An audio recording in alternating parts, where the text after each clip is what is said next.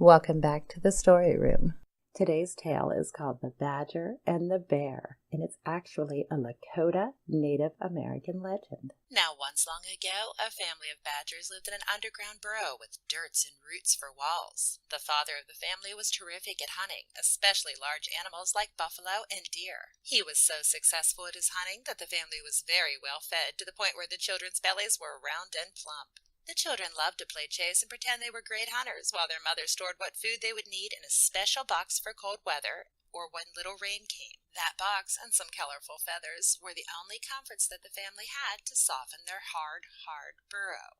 One day, their father did not go hunting. Instead, he stayed home to sharpen his knives and make some arrows while his children sat close by. The children's excitement grew as they watched him fletch his arrows and polish his blades to perfection. All of a sudden, a heavy breath could be heard just outside the entrance. The protruding roots that blocked the entrance slowly moved, giving way to a large black head with sharp teeth that filled the opening and blocked out the sunlight. And in came the rest of the black bear's body. That black bear's breath was smelly and his nose was dry, as he simply walked in and sat uninvited.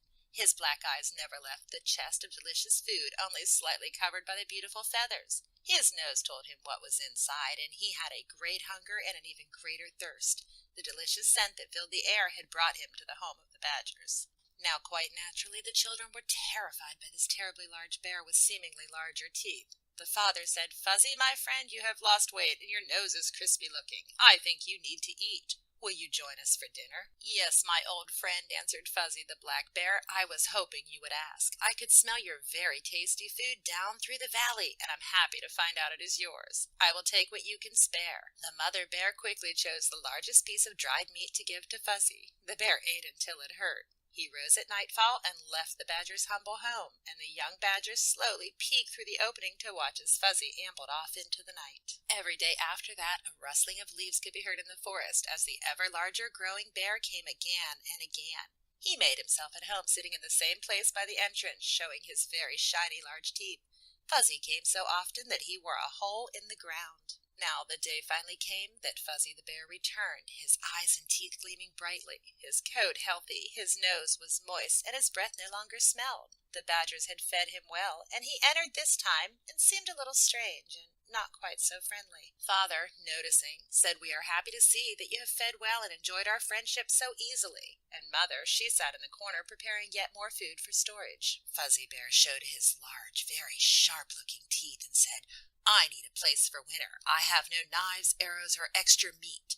Growling, he said, "I will have what you have," and he waved his very sharp claws slowly around in the air. Eyes locked on the bear, Father Badger quietly said, "Friend, we let you eat with us when you came hungry and needing our help. For our children's sake, I think it's time that you went." While the males glared at one another, Mother had motioned the children to her side, the tension slowly building in that burrow. She put aside the meat while spotting a hot branch at the edge of the fire. The ungrateful bear growled deeply in his chest, then burst forth and tossed the family out one by one until the cave was empty. And that ungrateful bear stood proudly and defiantly in the entrance to the badger's former home, then shouted "Leave!" while showing his very sharp teeth, and coolly watching as the mother and father gathered their children and, dishonored and humiliated, walked slowly away into the cool forest. Now the family traveled to a place not far from their former home, and there the father built a smaller, drafty burrow out of weeds and sticks lying loosely around. He thought this would do for now, but without his knives and arrows, he hoped another way to get food could be found. Sadly, no matter how he searched, the father could not find food. He couldn't get what was needed. Shamefully, he returned home while the children cried that their stomachs were empty. His formerly energetic and happy wife sat with head lowered and eyes to the side. Sadly, the father said, "I'll go beg for meat." Not knowing where else to turn, the father badger slowly approached Fuzzy the bear until he stood next to him. The black bear was watching as his own cubs played about while he slowly chewed on a piece of delicious red meat. The poor badger just stood there waiting to be noticed. The little bear cubs had round little bellies, having obviously just eaten, and they laughed at the silly badger when they noticed him. Father Badger spoke finally. He said, "Black Bear, can I please have some meat to give to my starving children?" But the cruel bear laughed and turned his back on the badger, then thrust his butt outward, knocking the poor badger to the ground. The bear cubs laughed and began to circle Father Badger. All the cubs, that is, except for one, who stood quietly back and simply watched. Now, the appearance of this one bear was similar to the badger in that he also appeared unkempt and unhappy. But yet this young bear had even more in common with Badger. He knew what it was like to be bullied, as he often was by his brothers. He felt strongly that giving up some of their food would be the right thing to do. It was so sad to think that other children had no food to eat. However, his brothers would make him even more miserable if he chose to share his food with the Badgers. But the Badger looked so sad that that little bear felt he had to act. Finally, he came to a decision and slipped away while his family was distracted. He went to the chest where there was so much meat the lid would not close and quietly took a piece. Then he silently slipped away from home towards the Badger's pitiful new burrow. As he approached, he could see the Badgers huddled in a circle through the gaps in the wall and quietly slid the meat through an opening. The young cub slipped quietly back to watch as the food was discovered with cheers of joy. Father Badger came out of the hut to look around, hoping to catch a glimpse of their savior, but the cub, he slipped away quietly to his home. Now that food didn't go very far, and soon the children were crying over their empty stomachs once again. So Father Badger came again to his former friend, who was eating lazily on a long, thick strip of dried meat. Again he begged for help, for any portion the bear could give, and Fuzzy shoved the Badger off with his large paw. As the Badger walked off, he looked down and noticed a small piece of meat that the bear had been eating on his chest. Now Mr. Badger plucked the meat up and looked at it, so small and precious in his hand, and thought, I will use this to ask the spirits for help. Father Badger spent the entire day preparing for his ceremony. He cleared a circle in the grass, which he lined with rocks as similar as possible.